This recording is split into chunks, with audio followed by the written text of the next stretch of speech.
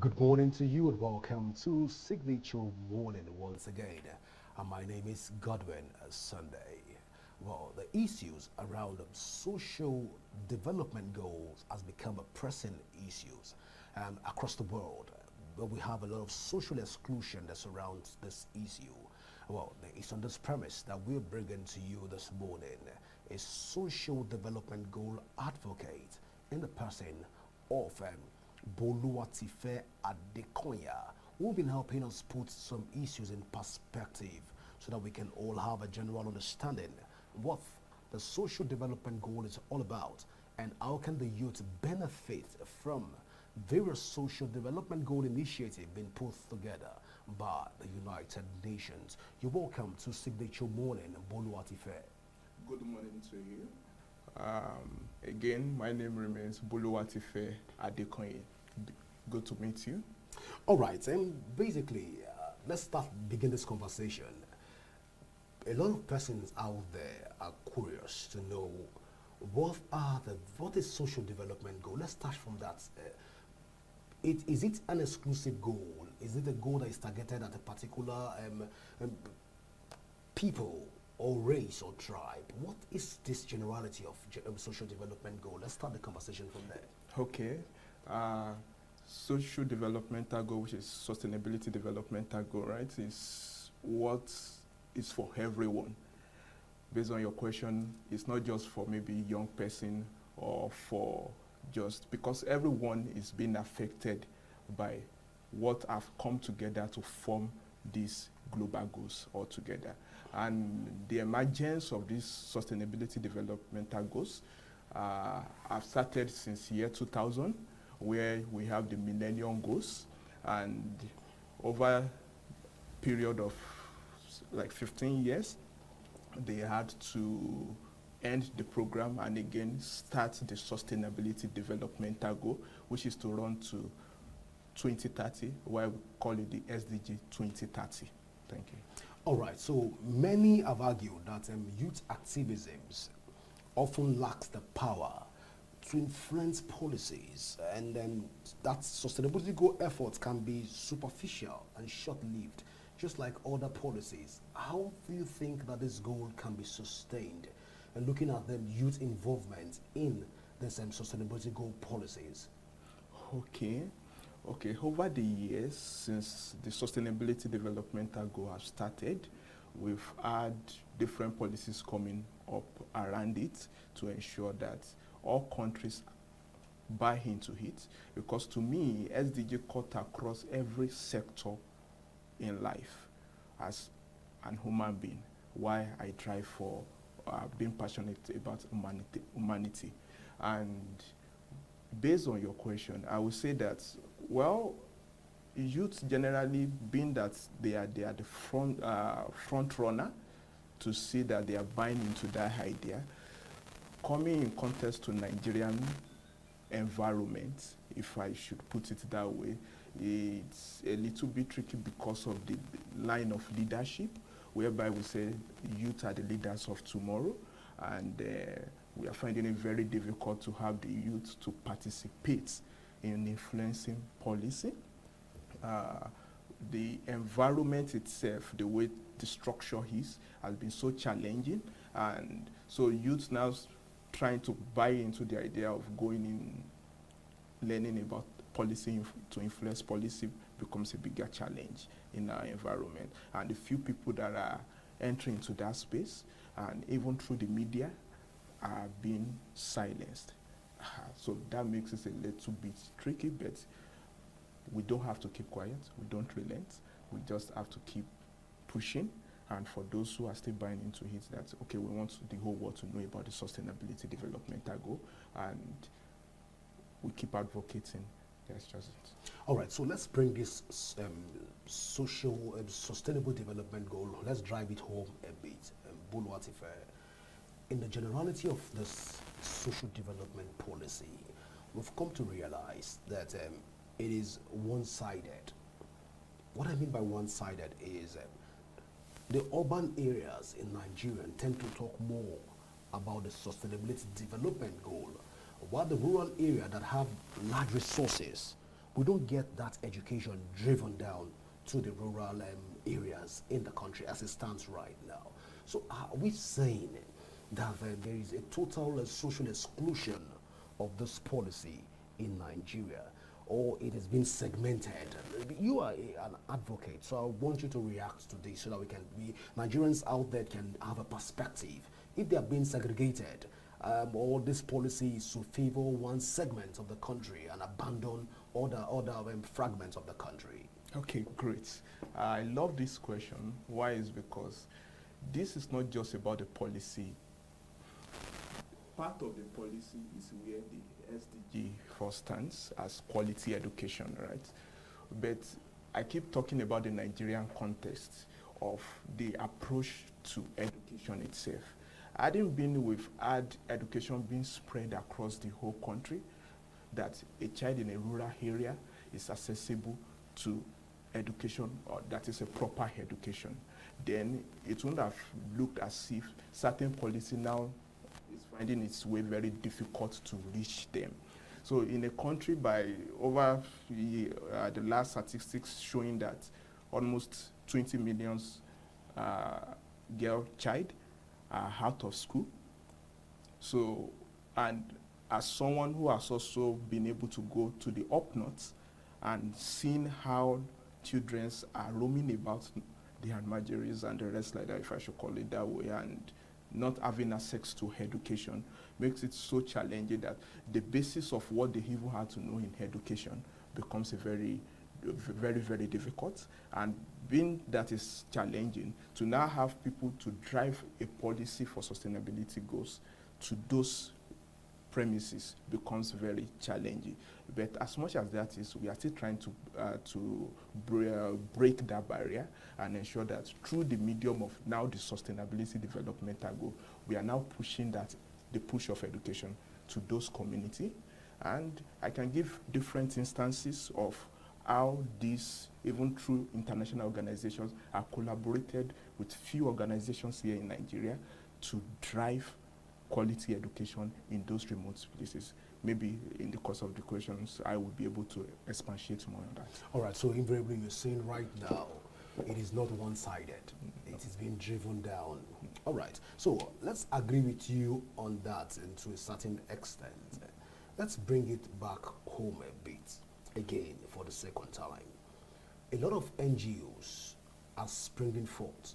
A lot of organizations are trying to partner with the United Nations, especially in Nigeria, in the Federal Capital Territory, in order for them to promote sustainability development goal.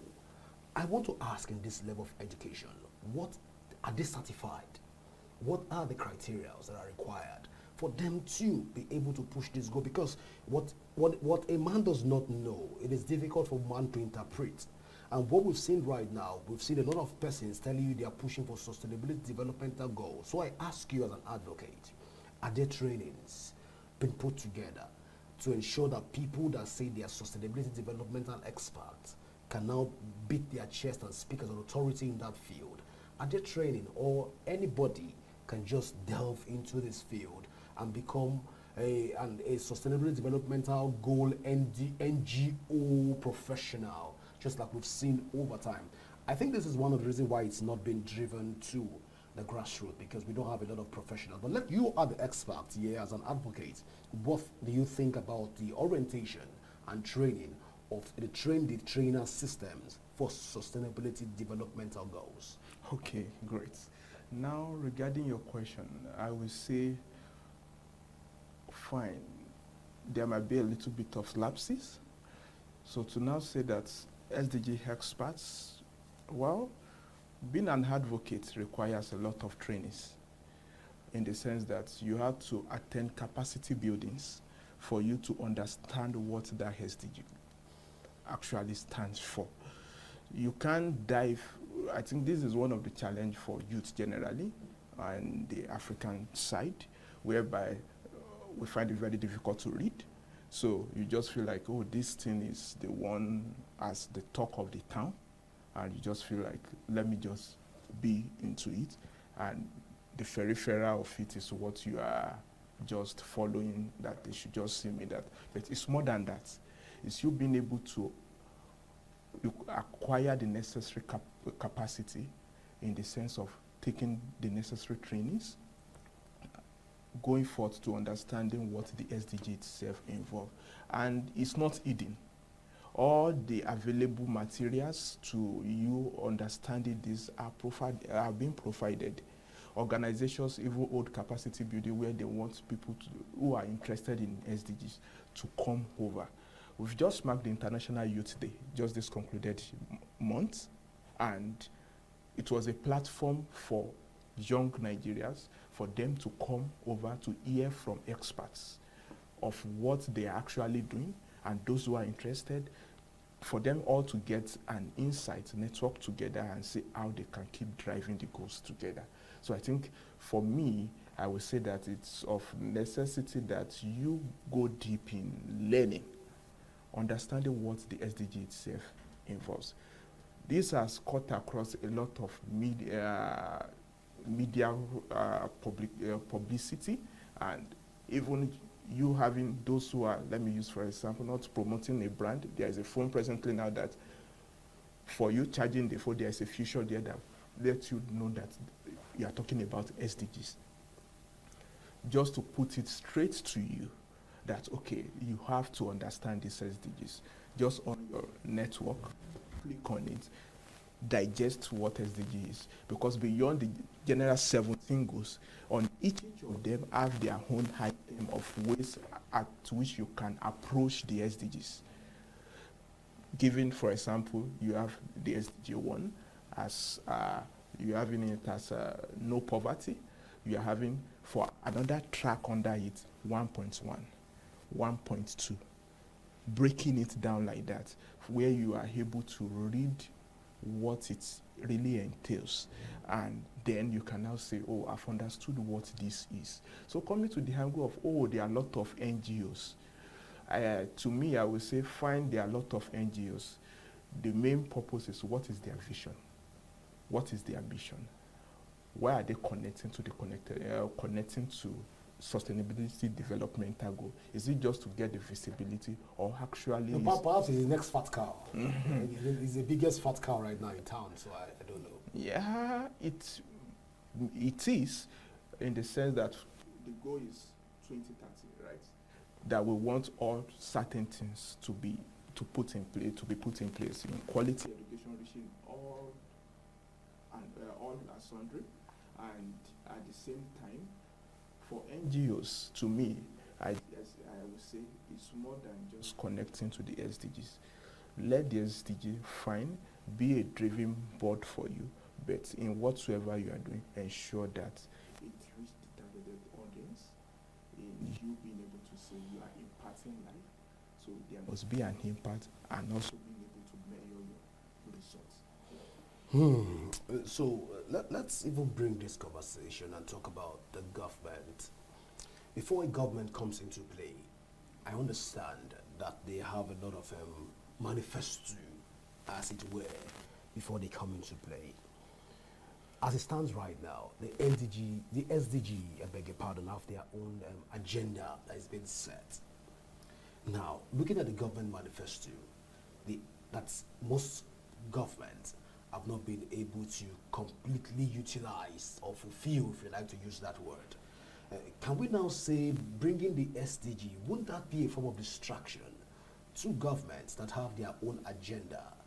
And can this also be the reason why we don't have a lot of government, especially at the state and the local government level, not getting too involved in SDG policies and programs? Okay.